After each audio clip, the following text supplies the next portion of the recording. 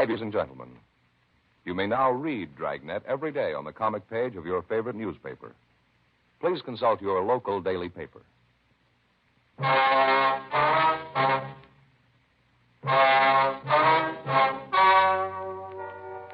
story you are about to hear is true.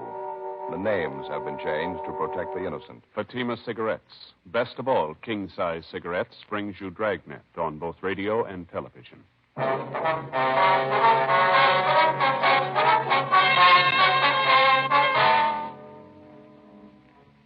You're a detective sergeant. You're assigned to bunco detail. A team of confidence men are taking thousands of dollars from the people of your city. Their method of operation? Posing as solicitors for different charitable causes. There's no lead to their whereabouts. Your job? Stop them. Compare Fatima with any other king-size cigarette. Yes, compare Fatima with any other king-size cigarette. 1. Fatima's length filters the smoke 85 millimeters for your protection. 2. Fatima's length cools the smoke for your protection. 3. Fatima's length gives you those extra puffs, 21% longer than standard cigarette size. Fatima gives you more for your money. And in king-size Fatima, you get an extra mild and soothing smoke, plus the added protection of Fatima quality. Buy Fatima in the bright, sunny yellow pack.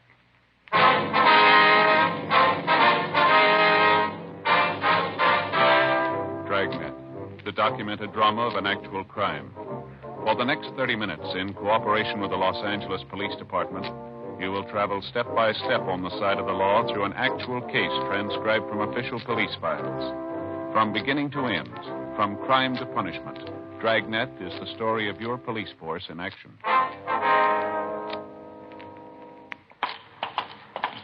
It was Tuesday, February 16th. It was cold in Los Angeles. We were working the day watch out of bunco detail. My partner's Bill Lockwood. The boss is Captain Steed. My name's Friday. We were on the way out from the office, and it was 2:18 p.m. when we got to First and Valencia, the West Valley Hotel. Over here to the left, Joe. No, yeah. Excuse me? Oh, sorry, we're all filled up. No more room. No, we don't want to register. Here we are, police officers. I'd like to check one of your guests. You have a Raymond Seidel registered? Seidell. Let's see. No, there's no Raymond Seidel registered. Small man, about 5'6", 130 pounds, tan complexion, between 35 and 40, wears horn-rimmed glasses. Well, I don't know. What's the trouble anyway? Anyone like that registered here? Well, I was just about to say there's no Raymond Seidel. We got a Raymond Singer, though. A small fella. He wears glasses. Yeah. I'd say he was about 35 or 40. He in his room now? No, matter of fact, he just left a minute ago. He went out for lunch, I think, just before you fellas walked in. Where's he usually eat, you know? Our coffee shop right next door. He's got a gray top coat on, gray hat. Okay, thanks. You can use that door right here. It connects with the coffee Right, shop. thank you.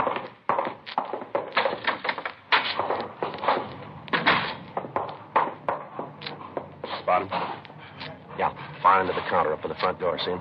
Yeah, description checks out. All right, come on. Spotted us going for the front door. All right, police officers, hold it up there. Making a run for All right, come on. This way. Where'd he go? I lost him. Alley up ahead. He ducked in there. Down the ramp, Joe. Hotel garage. Ran in there. All right, come on, let's hurry. You spot him, Bill? No. Any other way out beside this ramp? Wait a minute. Yeah, down the far end there, another exit. I'll take that. You cover this end. Right. Hey, watch it, Bill. He's coming out. The blue sedan. All right, hold it. Look out, Joe. Coming at us. I'll go for his tire. All right, come on, Bill. All right, stay where you are. All right, don't shoot. Don't shoot. All right, then hold it right there. What's the pitch, anyway? I wasn't doing anything. Hands behind you. Raymond Seidel, is that right? That's right. I wasn't doing anything. What's this all about? You know as well as we do. Look what you did in my car. Just look at it. You cracked it up, mister. We didn't. Come on. Come on, where? I haven't done anything. We want to talk to you downtown. I'm not saying anything. You can talk to my lawyer. Get the story from him. We already got it. Come on, let's go. 2:35 p.m. We took the suspect, Raymond Seidel, back to the hotel with us, where we checked his room thoroughly. Bill got on the phone, made arrangements to have Seidel's car impounded and a stakeout placed at the hotel. Then we drove back to the city hall and took the suspect to the interrogation room. A check through our Records and Identification Bureau earlier in the day had revealed a fair-sized record for Seidel. He'd had 4 previous local arrests, 2 for petty theft, 1 for second-degree burglary, 1 for grand theft auto. He'd been convicted on one of the petty thefts and also on the burglary charge, for which he'd served time in the state penitentiary at San Quentin. Bill and I started questioning him. The first half hour, we got nowhere. I told you I haven't been doing anything. I've been clean ever since I got out. Where were you last night, Ray? Knocking around town. What'd you do? Had a couple of drinks, went to a show, came out and went to see some bimbo I know. What's her name? Helen lives up on South Custer, and you can ask her. She'll tell you I was there. What time did you see her? About 10 o'clock? Yeah, just about. You're a liar, Ray. Hmm? You're a liar. Who gives you a call to say that? It's the truth. And 4 other people must be lying. Well, what do you mean, what other people? You know what I mean. Now, how about it, Ray? I don't know what you mean, so help me. I don't. Why don't you give it up, Seidel? You ought to know better. We wouldn't have you down here if we didn't have you pegged. Pegged for what? I don't even know what you're talking about. All right, then I'll tell you, Ray. About 8:30 last night, you put in a call to a Mr. and Mrs. Gerald Keyes. They live out in East Hollywood, Gladstone, 3962. Mrs. Keyes answered the phone. You told her you were taking contributions for European children, war orphans. You knew she was interested in the cause. You asked her for a donation. You're crazy. That wasn't me. I don't even know that. You done Mrs. Keyes, and she agreed to contribute. She offered $50. You talked her up to $150. She asked you where to send the money, and you said never mind. You'd be out to collect it. 45 minutes later, you were out there. You parked your car by a candy store down the street from the Keyes' home. You walked up the block to the Keyes' place, collected the money, and you left. Now, you prove it was me. You prove We got it cold, Seidel. Mrs. Keyes' husband got suspicious about the setup. 45 minutes after you phoned, you were at the front door with your hand out. You had no credentials, nothing. He noticed you parked your car down the street instead of in front of the house. You got the license number of your car when you pulled away. So the owner of the candy store. You parked your car just outside his place. All 3 of them can describe you and your car. Mr. Keyes, Mrs. Keyes, the man at the candy store. Yeah, they're right. Getting over to you, Ray? Gonna take more than a couple of people to build a case. All right, we got more. You gave Mrs. Keyes a signed receipt for the $150. You signed it Tom Seidel. Our handwriting man checked the signature with a specimen of your handwriting we got from your package. Now, they both checked, not a doubt in the world. What do you say? I don't know. What would you say? It's your jam. What's the story? There isn't any. Why should I dig my grave? Any way you want it. You're going to stay on the load for the last 2 months, including the one you pulled last night. It makes 14 cases. It's a lie. It's a lousy lie. Cigarette, Ray? What are you trying to do to me anyway? 14 jobs. I never hustled that hard in my life. That's how many we've had in the last couple of months. Why load them on me? Every one of them follow the same general M.O. Same way you worked it last night. We don't know where you got your list of names, but you contact people who are interested in different charities. You pose as an authorized solicitor. You get their money, and then you take off. The last 2 months, you've been collecting for more than 10 different drives. European Orphans, the Milk Fund, Summer Camp for Underprivileged Kids, Crippled Children's Fund. The people give their money in good faith, and you take off with it. Look, Your M.O. follows all the way through. It's a sour racket, Ray. We're going to lean hard on you. I said, will you wait a minute? No, when I'm done, I'll give you the story. Yeah? I'm not taking the whole load on my back. I'll cop out to the one last night, but that's all. You look good for all of them. Look, will you give me a chance? The one last night was a first try for me. It's the only one I ever tried. I'm squaring with you. I was crazy even to make a pass at it. I should have known better. I'm not a bunk man. We already told you, Ray. Last night's a close match with the other jobs. You say you'll cop out to 1. How do we account for the other 13? Just among us, whatever I say, I don't want credit for. All right. What's the pitch? Can I have that cigarette now? Yeah. There you are. Yeah, thanks. Here's a match. Thanks. I got out into the thing Sunday night, doing a little drinking at this place on Boyle Avenue. There were a couple of guys at the bar who were talking about it. I didn't know them. Talking about what? The racket. Getting a list of marks and collecting charity money from them. These 2 guys weren't working it. They just heard it was going on. They were yakking to the bartender about it. They figured some out-of-town grifters were doing it. And you figured you'd get in on the bandwagon, is that Well, it? I thought I'd try a couple of jobs, that's all. Need a few bucks to tide me over. Didn't look like much of a risk. How do you mean? Well, I heard about the M.O. the grifters were using. Pretty simple to copy. I followed it through just the way I heard they did it. They had a half dozen jobs under their belt already. If you knocked them over and they had to stand the rap, a couple of jobs of mine wouldn't make any difference. Free ride, is that what you figured on? Well, what's the difference? I didn't get it. Figured you'd catch up with them and they'd take the rap for my jobs along with their own. And it's just my luck. You get me instead, and now I'm up to stand the rap for everything. Now, it's a pretty fair story, Ray. Any way of proving it? Sure, easy. These grifters started working here 2 months ago, didn't they? They hit pretty hard the first week or so, didn't they? Yeah. Well, I wasn't even in town then. Wasn't here the whole month. I was up in Monterey. Any way of proving that? Sure, ask the sheriff up there. Huh? Ask a sheriff. He'll tell you. Why should he know anything about it? He ought to. He had me in jail the whole month. 3:40 p.m. While Bill continued questioning the suspect, Raymond Seidel, I went down the hall to the squad room and put in a call to the Monterey County Sheriff's Office. They confirmed Seidel's story. He'd been arrested in the town of Monterey December 13th, approximately 2 months before, on charges of vagrancy and suspicion of robbery. He was confined in the county jail there from December 13th to January 15th, the same period of time during which the unidentified bunco men had started their campaign of falsely soliciting funds for various charities. While the information cleared Seidel of any part in the bunco charity operations throughout the city that month, he still had to answer for his actions the night before, soliciting contributions falsely from the couple out in East Hollywood, Mr. and Mrs. Keys. After his statement was taken, Bill Lockwood and I drove Seidel to the main jail, where we booked him in on suspicion of 48 PC petty theft.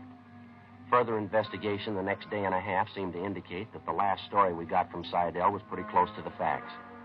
It was the case of a small-time thief imitating the apparently successful formula of a veteran team of bunco artists, an imitation which in the criminal world is far from unusual.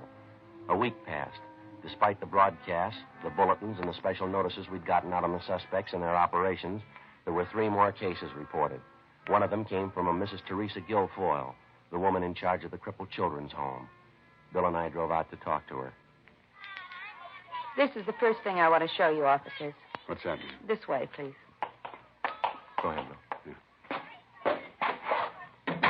Yes, ma'am? Come here, sweetheart. There are 2 gentlemen here I'd like to have you meet.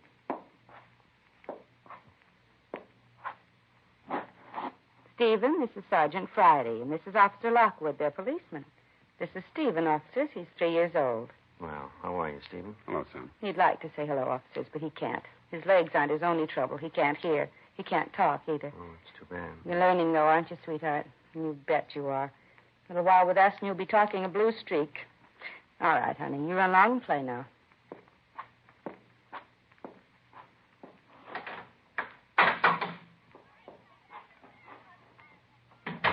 Real sweetheart, isn't he? I wanted you to meet him so you could see what this means to us. When I look at children like that, this whole mess just makes my blood boil. Yes, ma'am. We see what you mean. It's hard enough getting people to contribute money to keep this place open, help those poor kids to walk and talk. Thieves have to make it even harder. The way things are, I can't see how we're going to get through the year. Oh, how much do you estimate it's cost you, Mr. Guilfoyle?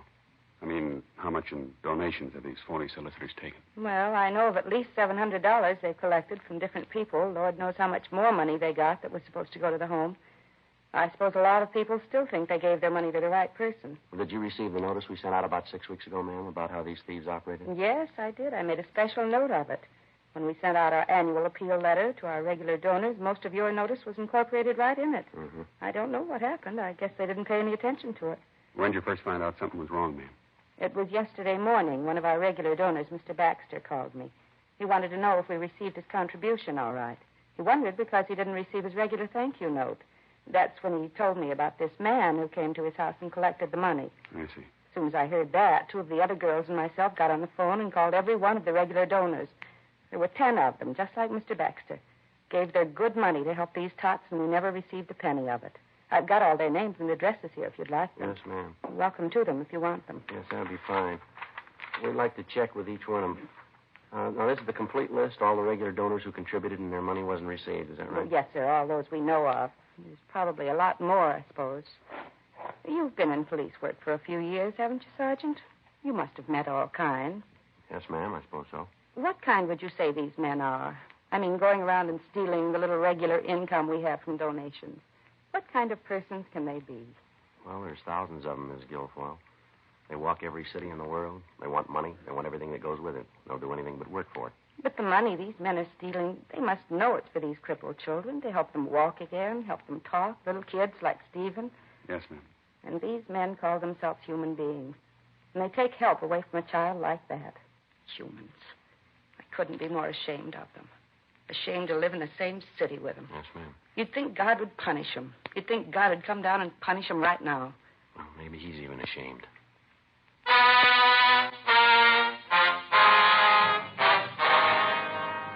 Before we left, Mrs. Guilfoyle gave us a complete list of the names and addresses of donors who contributed annually to the upkeep of the crippled children's home.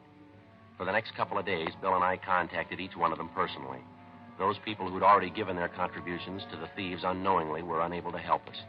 Their descriptions of the men who solicited money from them in the name of the crippled children's home generally duplicated the descriptions we'd gotten from the previous victims.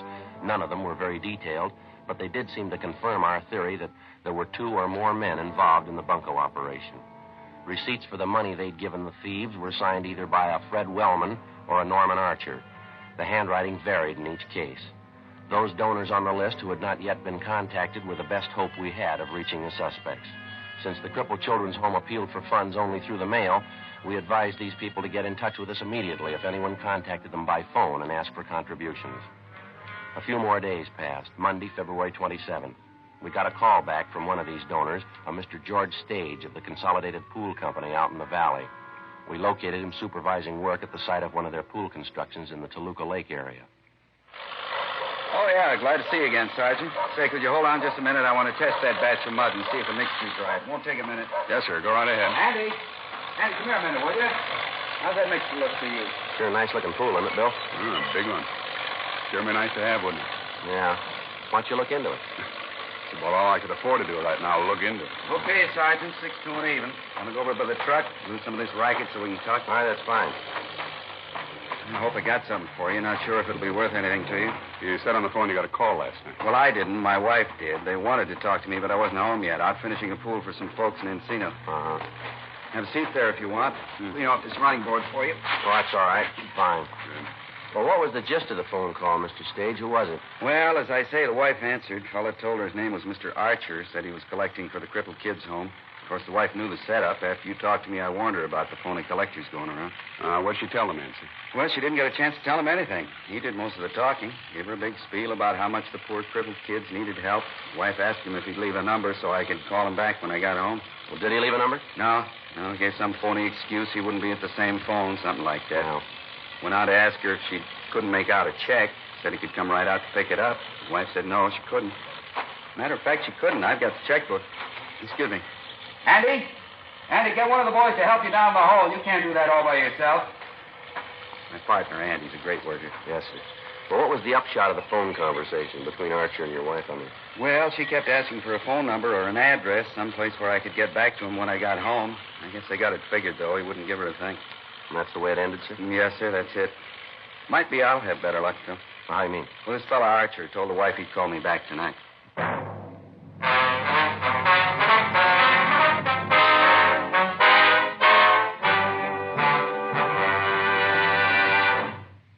You are listening to Dragnet, authentic stories of your police force in action.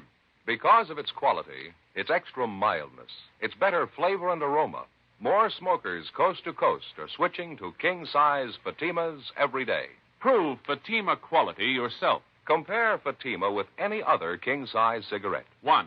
Fatima's length filters the smoke 85 millimeters for your protection. 2. Fatima's length cools the smoke for your protection. 3. Fatima's length gives you those extra puffs, 21% longer than standard cigarette size.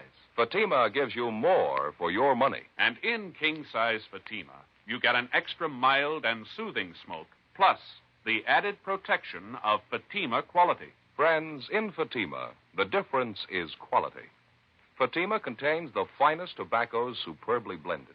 And Fatima is extra mild, with a much different, much better flavor and aroma. Remember, Fatima gives you more for your money because it's king size and because you get the added protection of Fatima quality. Look for the bright sunny yellow pack. Switch to Fatima today.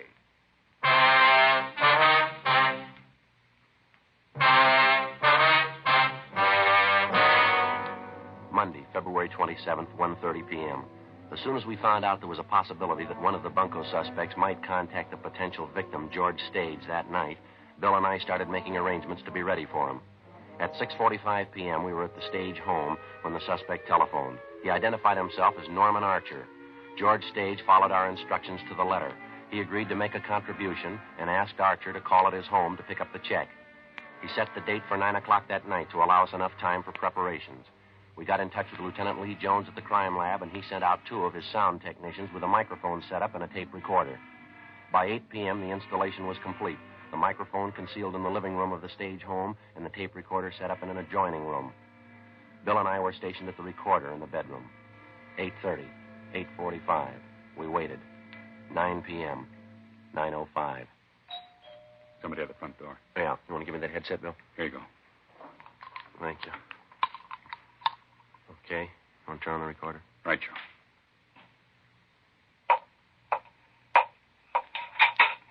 Yo, Mr. Stage? Yes, sir, that's right. My name's Norman Archer, Mr. Stage. I'm glad to know you. Oh, yeah, Richard. Glad to meet you. Come on in. Thank you.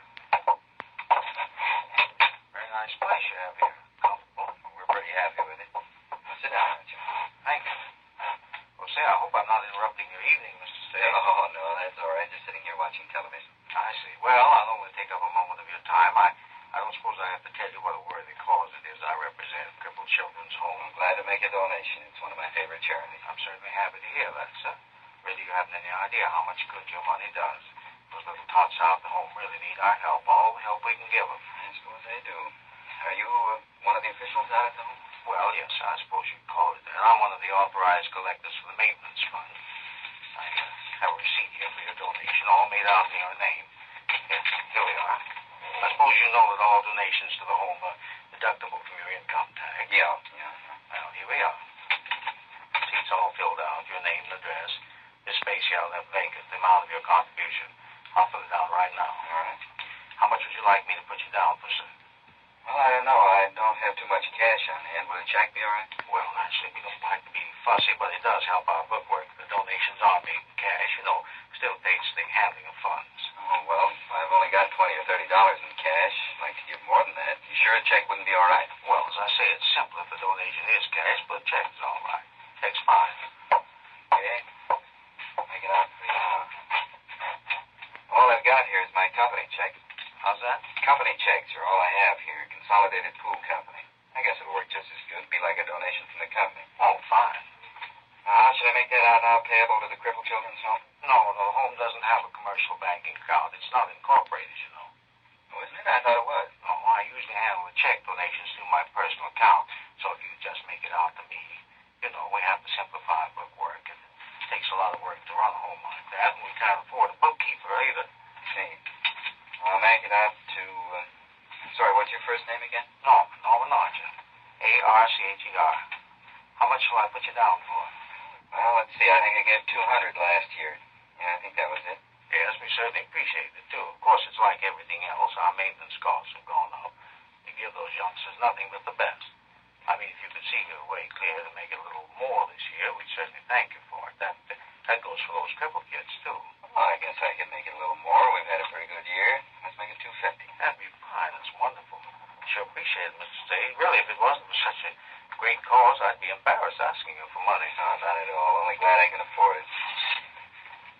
Here you are. You better watch the ink. I think it's still wet. Thank you very much, sir. I guess I don't have to tell you again how much we appreciate it. Let's see. Where did I put my hat? It's right outside in the hallway. Oh, yes. There you are. Thank you. Well, I'll see that your check gets in the bank first thing in the morning. All right. Thanks for coming out. Pleasure, Mr. Stage. Thank you. You don't know how much this check means to us. I think I do. Good night. You hear it all right? You hear what he said? Yes, sir, we got it. How rotten can you get, huh? Yes, sir. Bill, do you want to take a look out the window? Right. Mr. Stage, will you leave that tape recorder right where it is? Don't let anyone touch it. We'll be back. Yeah, all right. He's pulling out, Joe. Heading down the street. Grace it in. All right, let's go. We'll call you, Mr. Stage. Yeah, okay. You see him, Bill? Down past the next block. All right, let's hurry. Go ahead, slide on my side here. Now, let's keep the lights off for a couple of blocks. Don't get them excited. All right. Can you see him? The one turning left, gray sedan. Is that him? Let's see. Yeah, that's it. All right. Pull up close if you can, huh? See if we can make his license. Give it a try. How's that? A little closer. Okay, that's fine. 1 sugar 16605. All right. I'll check it and see if it's hot. 1K80 to control 1. 1K80 to control 1. Control 1 to 1K80. All other cars on frequency 6 stand by. 1K80 to control 1. Request rolling make for stolen and DMV on 1 sugar 16605. Repeat, 1S16605. KMA 367. Control 1 to 1K80. 1 sugar 16605. Stand by. I should have gotten a good look at him, Bill. Might have recognized him, huh? I couldn't take a chance. Anyway, it's worth more if we get him and his partner together. Wrap it all up in one. Save us a lot of headaches. Yeah, well, don't lose him. He turned left up the next corner. Yeah, I saw him. He hasn't made it. Yeah, I think we're in the clear. All right, you can turn your lights on, huh? All right. Control 1 to 1K80. Control 1 to 1K80. Sugar 16605 no want. Car is a 1950 Pontiac, two-door sedan, registered to Charles A. Sutton, 5840 Octavia Street, Los Angeles. Motor number 1 Adam 6 Paul 3342. Legal the same, KMA 367. 1K80 to Control 1. Would you check records for Charles A. Sutton, age and description unknown? Rush request. We have suspect under rolling surveillance. Control 1 to 1K80. Roger. Looks like he's slowing down, Joe. Yeah. All right, don't press him. Yeah, he's pulling up. We stopped there. Better cut the lights. Yeah, pull up right here, huh? Can you see him? Yeah. Going up to that house. Porch light on. Yeah. Must be where he keeps his pad. Acts like he's been there before. A man answering the door. He's going in. Control 1 to 1K80. Come in. 1K80 to Control 1. Go ahead. Control 1 to 1K80. We have a Charles A. Sutton, WMA, 42 years, 5'9", 163 pounds, brown hair, blue eyes. He has a long felony record, suspicion of robbery, suspicion of burglary, grand theft, bunco. Also 3 outstanding traffic warrants. License number 1 Sugar 16605. 1K80 to Control 1. Roger. KMA 367. What do you think? Let's take him. Right. All right, you want to take the back, Bill? I'll go in the front. Okay, give me a second to get around. Right.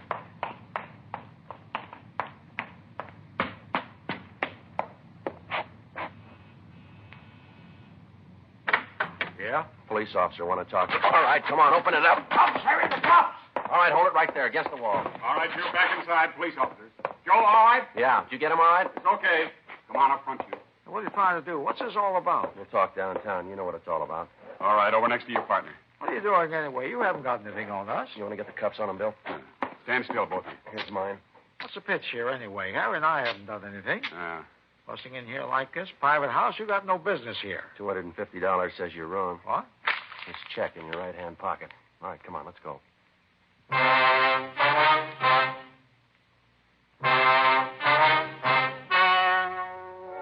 The story you have just heard was true. The names were changed to protect the innocent. On May 28th, trial was held in Superior Court, Department 88, City and County of Los Angeles, State of California. In a moment, the results of that trial. Now, here is our star, Jack Webb. Thank you, George Fenneman. Friends, this coming weekend, I'd like to suggest that you put Fatima's at the top of your shopping list. You'll find it's mighty convenient to have enough Fatima's around the house to last into the next week. When you shop, just look for the bright, sunny yellow carton. You'll find Fatima gives you an extra mild and soothing smoke. And remember, Fatima gives you more for your money because it's king size and because you get the added protection of Fatima quality. Get a carton tomorrow. Fatima.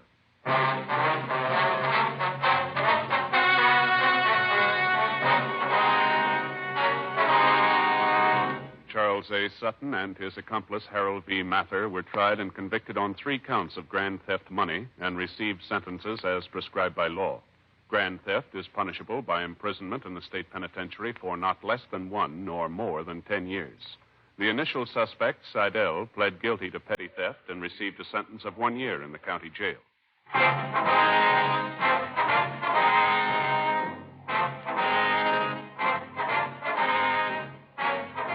You have just heard Dragnet, a series of authentic cases from official files. Technical advice comes from the Office of Chief of Police W.H. Parker, Los Angeles Police Department. Technical advisors Captain Jack Donahoe, Sergeant Marty Wynn, Sergeant Vance Frazier. Heard tonight were Ken Peters, Virginia Gregg, Vic Rodman. Script by Jim Moser. Music by Walter Schumann. Hal Gibney speaking. King-size Fatima, made by the same people who make popular Chesterfield cigarettes, has brought you Dragnet, transcribed from Los Angeles.